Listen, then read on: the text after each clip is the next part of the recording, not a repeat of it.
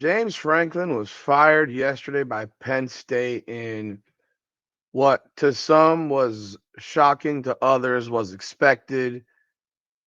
But the firing of James Franklin at Penn State yesterday has hit the college football scene by storm.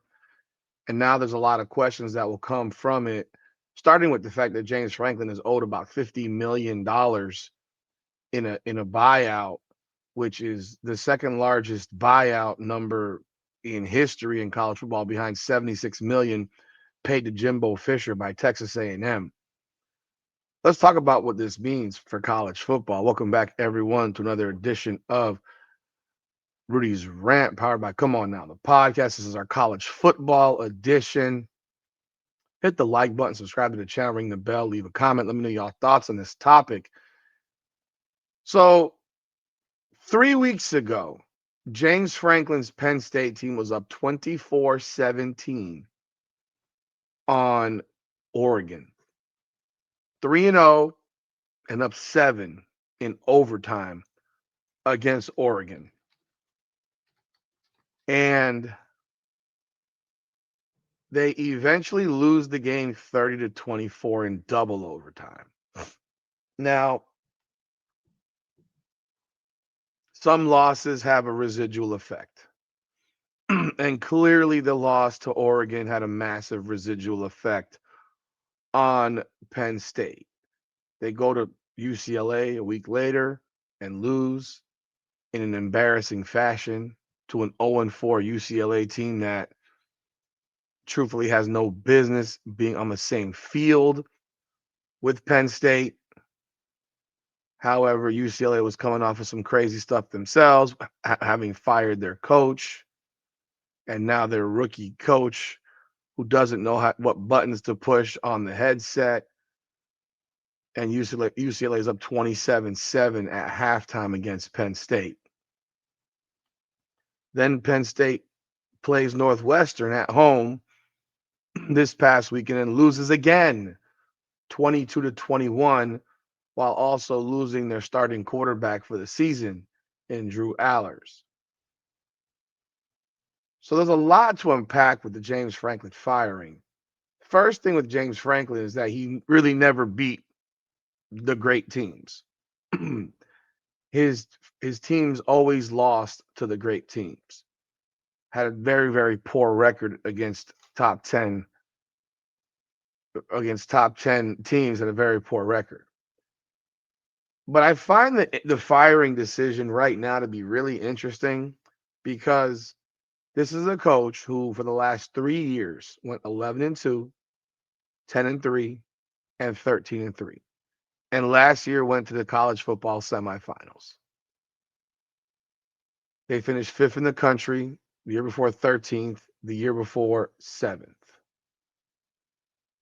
Now, I don't know what the mentality is at Penn State. And I've been hearing all kinds of stuff about how Penn State is one of the all-time great programs. I don't subscribe to that. And I'm going to tell you why.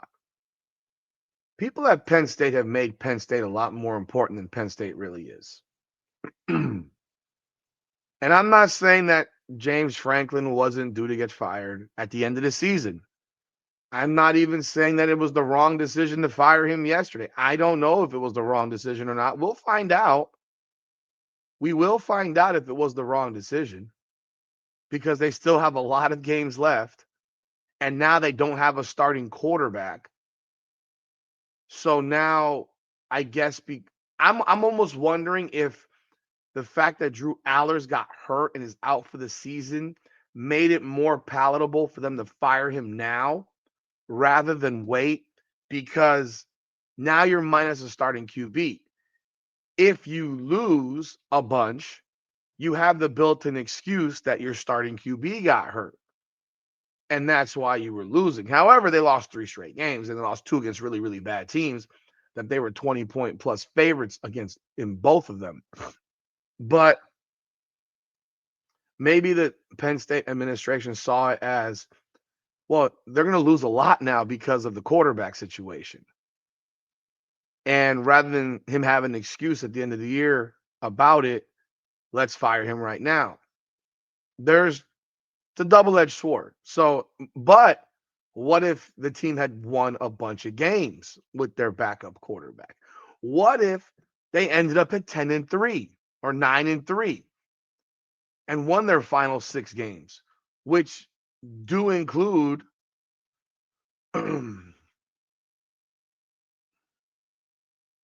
it does include a game against Indiana, a game against Ohio State. So they have an at Ohio State on November 1st, a home game versus Indiana. What if that happened? Now, if you wanted to fire him, it's a lot harder to fire him because he just beat Ohio State and Indiana, albeit I don't think anyone expects that.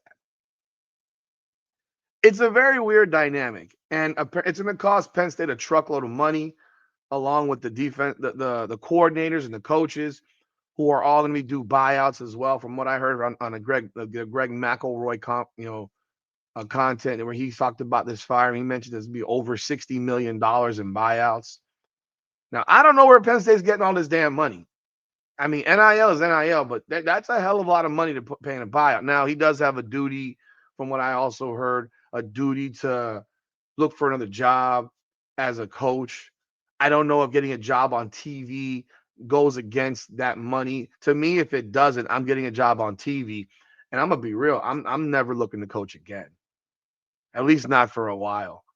I think that the opportunity to be on TV and make a boatload of money on television while still collecting $8 million a year until I think I heard 2021. Well, that's pretty tempting. Why would I want to go back and coach if I'm making $8 million a year? So there are possibilities and jobs I'm sure that will be open for him at the end of this season.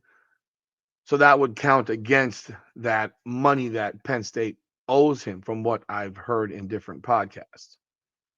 But my problem with this whole thing with Penn State goes a little bit deeper. James Franklin started at Penn State like shit. He was 7-6 his first 2 seasons at Penn State. I want to know why they didn't have a short leash back then.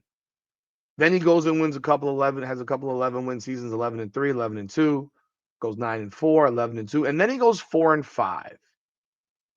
And that was the COVID year. And then he goes 7-6 the next season.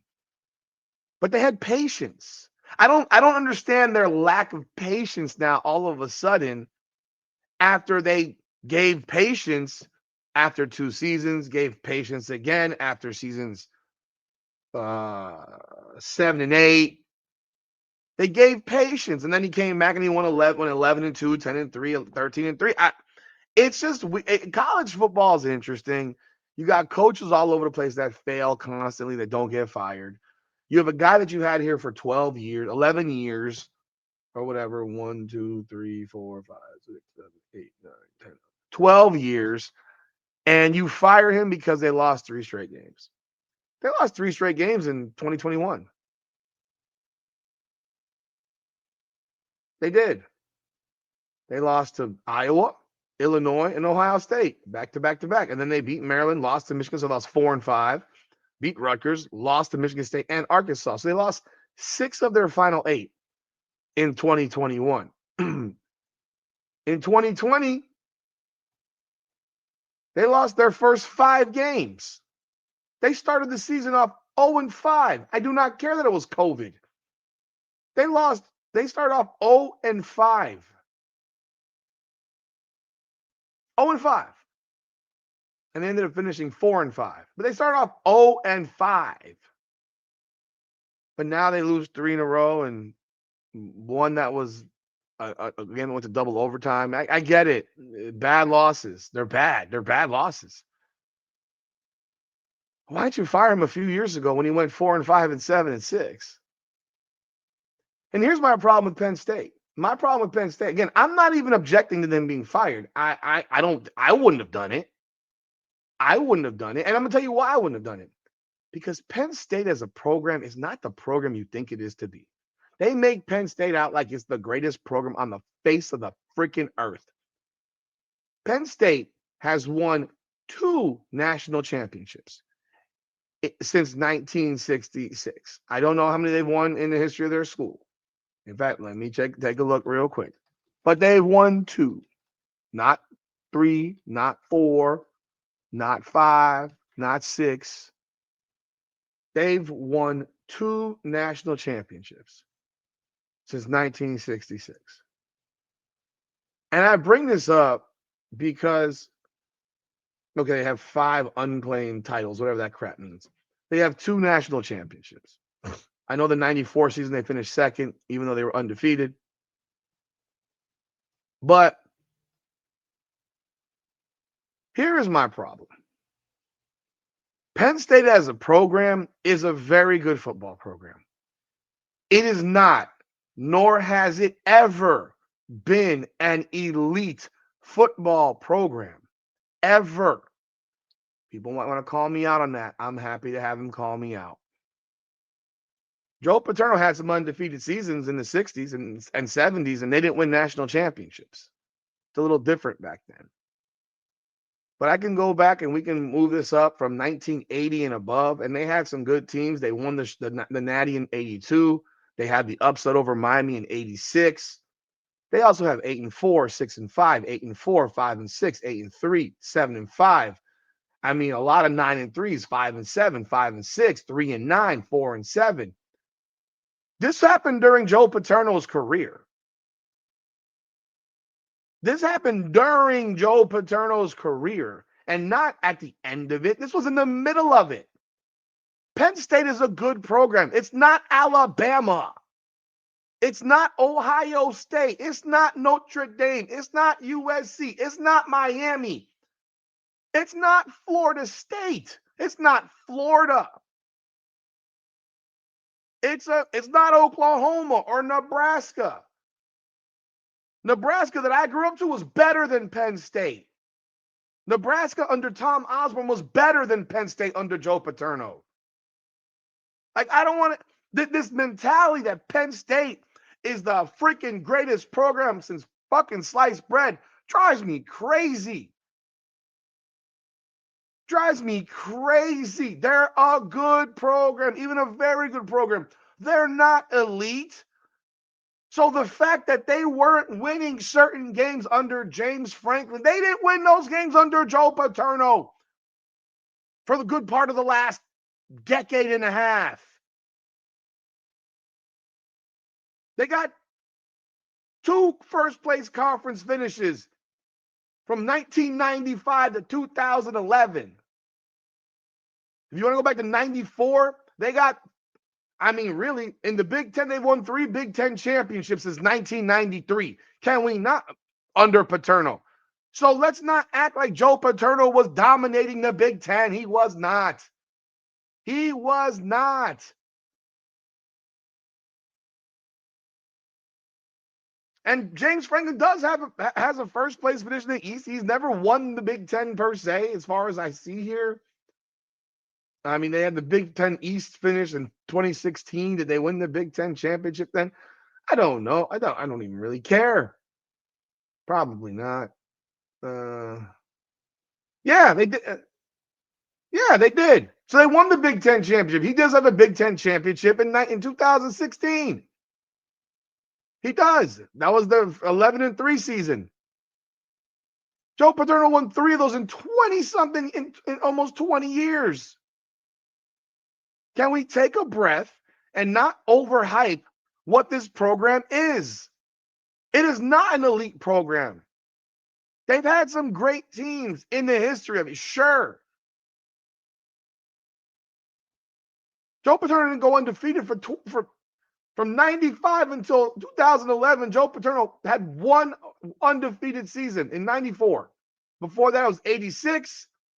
And before that, you got to go to 1973.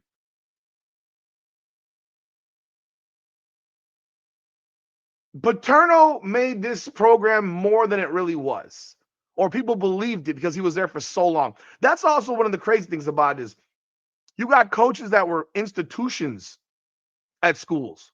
Bobby Bowden, Joe Paterno, guys that were there my entire youth growing up. They wore the school. They're bigger than the school. Probably also why they allowed Joe Paterno to get away with the shit that was going on at that program. despite the disgraceful shit at that program. But Joe Paterno was a good coach. Let's say he was a very good coach. I don't even think he was a great coach. How many 5-7, 5-6? He had a 4-year stretch from 2000 to 2004 where they were 4 times under 500. Don't tell me that's a great coach. You think Nick Saban would ever be 5-7, 5-6, 3-9, and 4-7, 4 out of 5 years? Heck, I wouldn't see Kirby. You won't even see Kirby Smart doing that. You won't see a lot of coaches doing that. That's garbage. I just find the mentality at Penn State to be completely off. That's the weird thing. I think they're just off in their mentality. They think they're better than they are.